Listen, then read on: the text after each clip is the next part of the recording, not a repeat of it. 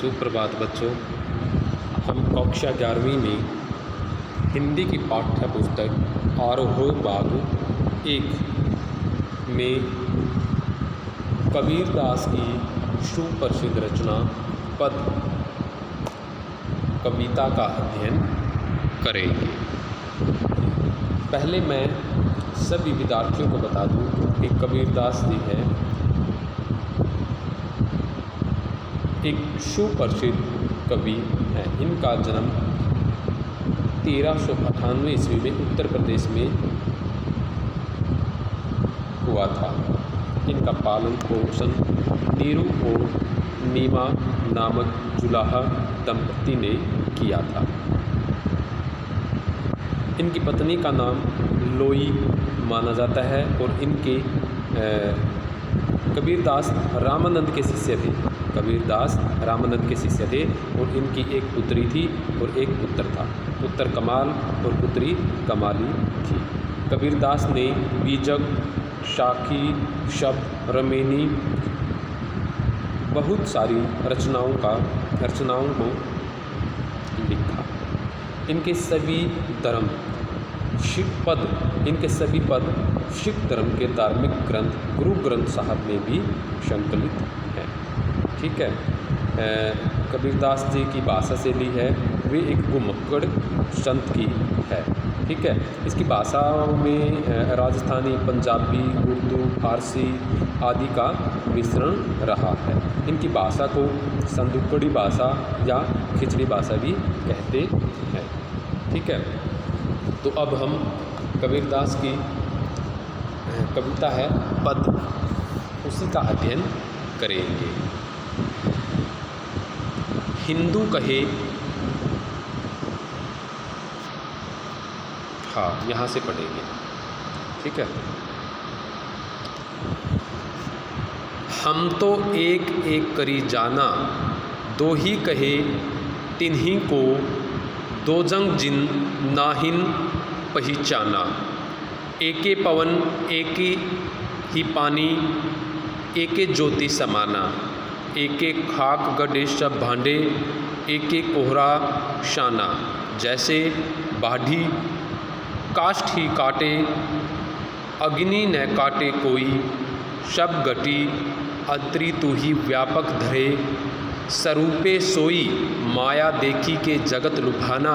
काहे रे नर घबराना, निर्भय भया कछु नहीं, व्यापे कहे कबीर दीवाना। कबीरदास जी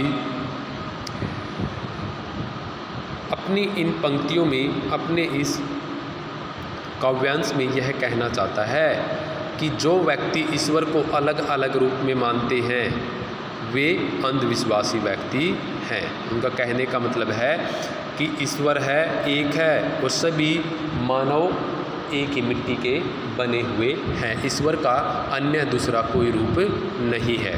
तो पढ़ते हैं हम तो एक एक करी जाना। कबीरदास जी कहते हैं कि मैंने ईश्वर को सर्वव्यापी मानते हुए एक एक कण को अच्छी प्रकार से जान लिया है। कहने का तात्पर्य यह है कि हम तो एक एक करी जाना। कबीरदास जी कहते हैं कि मैंने ईश्वर के एक एक कण को अच्छी प्रकार से जान पहचान लिया है। प्रत्येक कण में ईश्वर का ही निवास है।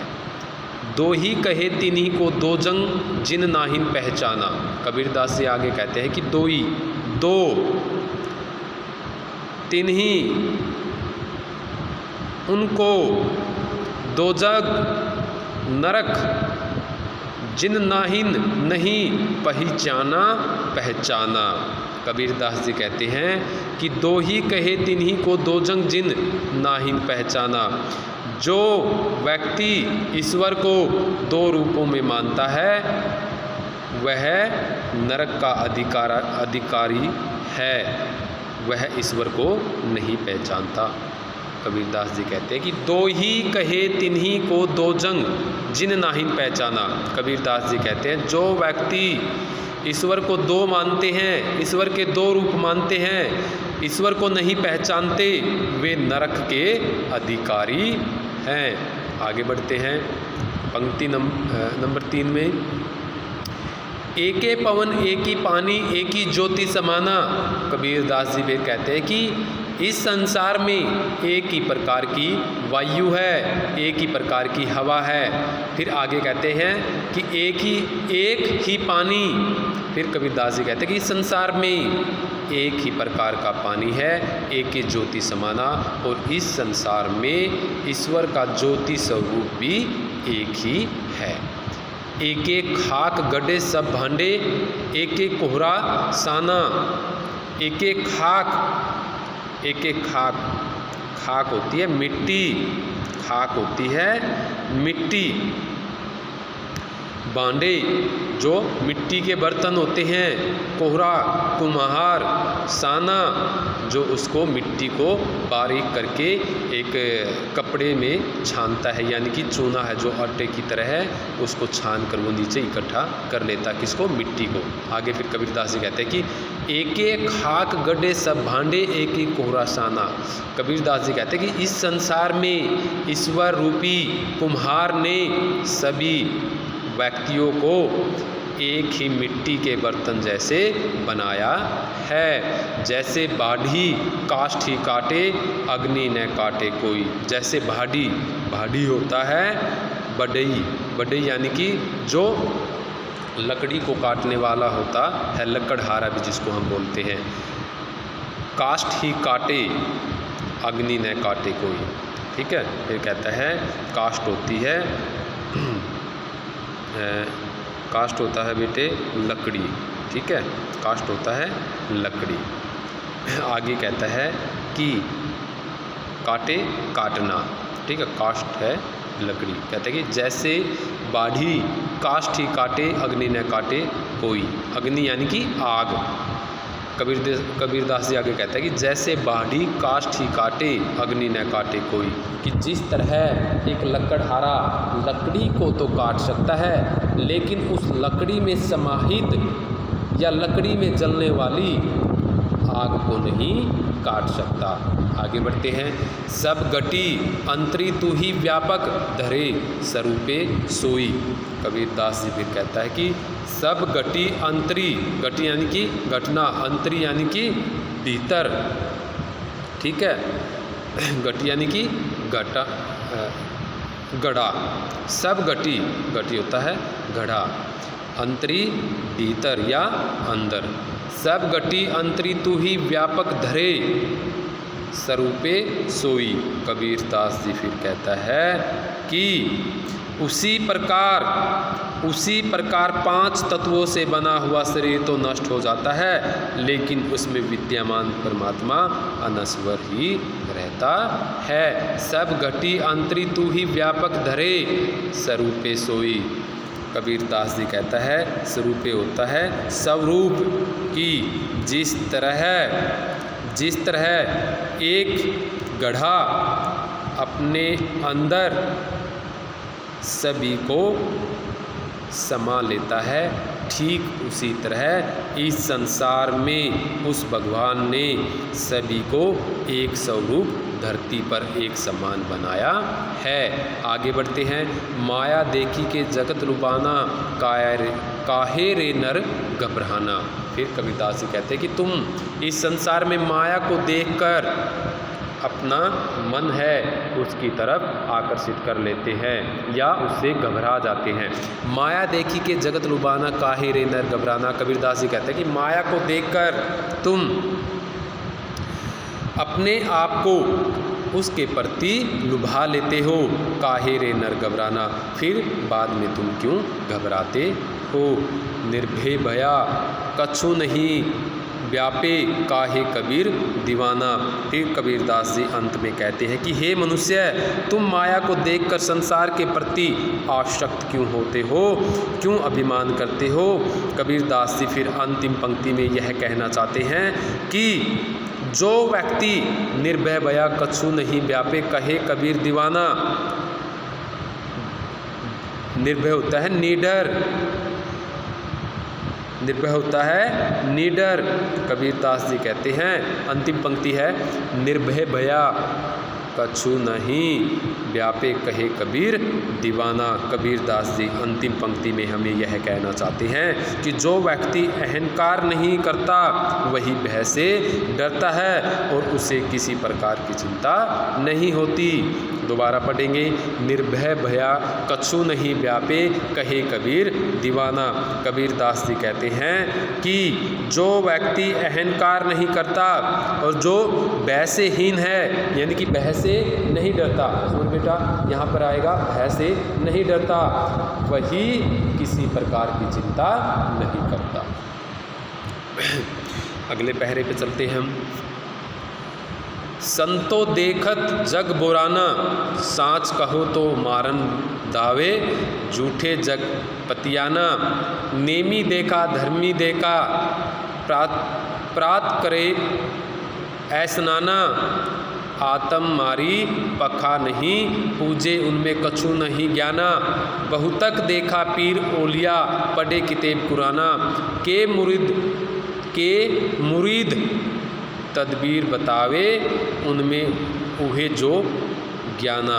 आसन मारी ढिम्ब धरी, बैठे मन में बहुत गुमाना। पिपर पाथर पूजन लागे, तीर्थ गरव बुलाना। टोपी पहिरे माला पहिरे, छाप तिलक अनुमाना। साखी शब्दी गावत भूले, आत्म खबरी न जाना। कबीरदास जी इस काव्यांश में हमें यह बताना चाहते हैं कि जो व्यक्ति समाज में पाखंड को बढ़ावा देते हैं वही व्यक्ति ईश्वर को प्राप्त नहीं कर सकते। पढ़ेंगे किस तरह व्यक्ति है पाखंड रचते हैं, पढ़ते हैं हम। संतो देखत जग बुराना।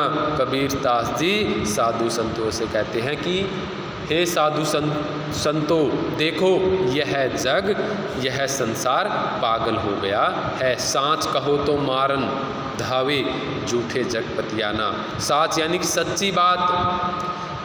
अगर कोई व्यक्ति सच्ची बात को कहता है, सच कहता है, तो सभी व्यक्ति उसको मारने के लिए आते हैं। झूठ जग पतियाना, और झूठ का साथ देते हैं। इस संसार में झूठी बातों पर व्यक्ति है विश्वास करते हैं।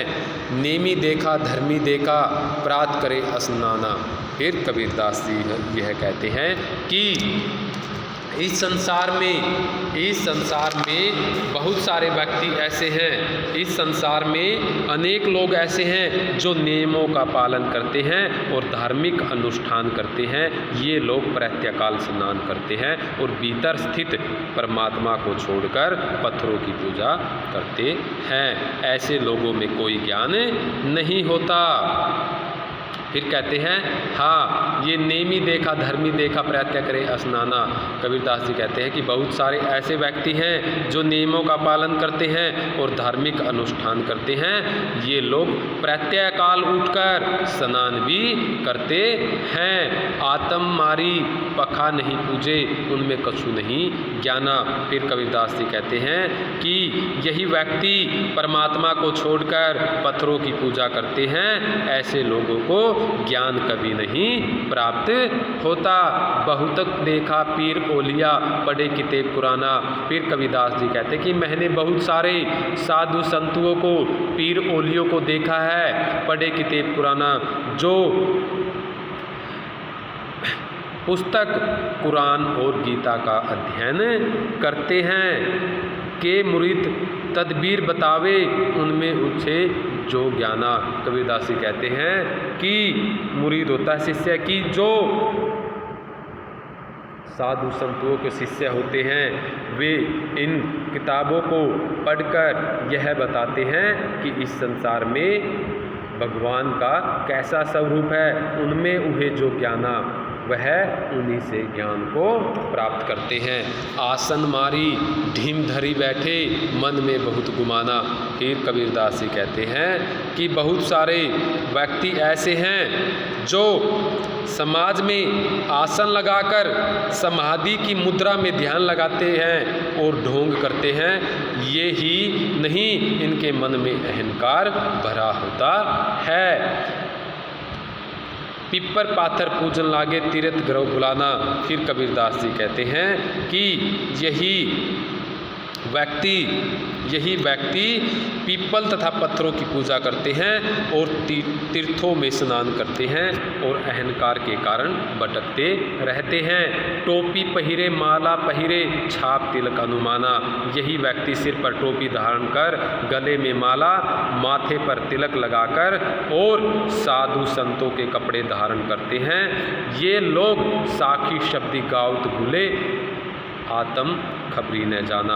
यही व्यक्ति साखी तथा शब्द गा कर ईश्वर को प्राप्त करने का प्रयास करते हैं, लेकिन इनको ईश्वर की प्राप्ति नहीं होती। अगले पद पर चलेंगे हम तो एक एक करी जाना। कबीरदास जी फिर कहते हैं कि मैंने तो एक एक करके, हाँ ये यहाँ पे अगले पद पे आ गए, हिंदू कहे मोही राम प्यारा, तुर्क कहे रहीमाना। फिर कबीरदास जी ये कहते हैं कि हिंदू कहते हैं कि हमारा राम सबसे अच्छा है, वह सबको प्यारा है, तुर्क कही रहीमाना। और मुसलमान कहते हैं कि नहीं, हमारा रहीम है, हमारा अल्लाह है, वह सबसे अच्छा, वही सबको प्यारा है। आपस में दोहू लरी लरी मुए, लरी लरी यानी कि लड़ना, दोनों मरम न काहू जाना। मरम यानी कि उसका ज्ञान है, मरम होता है अंदर का ज्ञान, ठीक है, कि वो किस लिए लड़ रहे हैं, लड़ तो रहे हैं लेकिन उनको ज्ञान नहीं पता है कि वो किस लिए लड़ रहे हैं। कहता है कि हिंदू कहे मोही राम प्यार, की हिंदू कहते हैं कि हमारा राम है, सर्वश्रेष्ठ है, तुर्क कहे रहीमाना। और जो मुस्लिम लोग हैं वो कहते हैं कि हमारा रहीम है, वह महान है, वह अच्छा है। आपस में दोहू लरी लरी मुए, की आपस में दोनों लड़ते रहते हैं। मरम ने कहू जाना, कि जो सही भेद है उसको वे नहीं जानते। आपस में दो लरी लरी मुए, कि आपस में दोनों लड़ते रहते हैं। मरम न कहू जाना, लेकिन वह अंदर का भेद है, अंदर का ज्ञान है, वो नहीं जानते। गर गर मंत्र देत फिरत हैं, महिमा के अभिमाना। फिर कबीरदास जी कहते हैं कि कुछ लोग ऐसे होते हैं जो साधुओं का रूप धारण करके माया के अभिमान के कारण घर घर में मंत्र का उच्चारण करते रहते हैं। गुरु के सहित शिक्षा सब बूढ़े, अंत काल पछिताना। फिर कबीरदास जी कहता है कि वे सभी अपने शिष्यों सहित भटक कर डूब जाएंगे, अंतिम समय में सबको पश्चाताप करना पड़ेगा। कहने का तात्पर्य यह है कि गुरु के सहित शिक्षा सब बूढ़े, कि जो गुरु है वह अपने शिष्यों के साथ घूमता फिरता है, अंत्यकाल पछताना और अंत में पश्चाताप करता है। क्यों? क्योंकि उसको ईश्वर की प्राप्ति नहीं होती। कहे कबीर सुनो हो संतो, ये सब धर्म बुलाना। कबीरदास जी अंत में कहते हैं कि हे संत साधुओं, मेरी बात को सुनो, ये सब मरम बुलाना, कि यह जो भ्रम, ये सब भ्रम बुलाना, कि तुम्हारे मन में ईश्वर को प्राप्त करने का जो भ्रम है वह भूल जाओ। ईश्वर तो हमारे मन में ही, हमारे हृदय में ही निवास करता है। केतिक कहो कहा नहीं माने, सहजे सहज समाना। केतिक होता है समझा, केतिक होता है समझा। केतिक कहो कहा नहीं माने, सहजे सहज समाना। अंत में कबीरदास जी कहते हैं कि हे संतो, ये सब बातें शंका उत्पन्न करने वाली है, इसमें केवल भटकाव ही उत्पन्न होगा। ईश्वर तो सहज है और उसे सहज रूप से ही पाया जा सकता है, लेकिन मैं लोगों को जितना भी समझा लूँ कि ईश्वर को प्राप्त करना कितना ही सरल है। कहने का तात्पर्य यह है कि अंतिम पंक्ति में कबीरदास जी यह कहते हैं, केतिक कहो कहा नहीं माने, सहजे सहज माना। केतिक समझाना या समझा। कबीरदास जी कहते हैं कि मैं लोगों को समझा रहा हूँ, लेकिन वह मेरी बात नहीं मानते, नहीं माने, कि मेरी बात नहीं मानते। सहजे सहज समाना, कि ईश्वर को प्राप्त करना तो बहुत ही आसान कार्य है। आज के लिए इतना ही। हमारे जो पद है कबीरदास के, उनका अध्ययन हमने संपूर्ण कर लिया है। हम इसके प्रश्न उत्तर करेंगे। धन्यवाद।